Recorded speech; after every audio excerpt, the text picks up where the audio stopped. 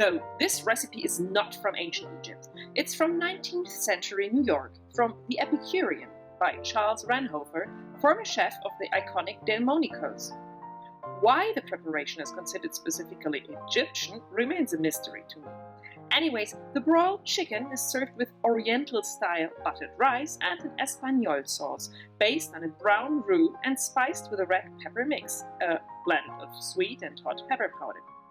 As no veggies are involved whatsoever, I recommend to serve this dish with a salad.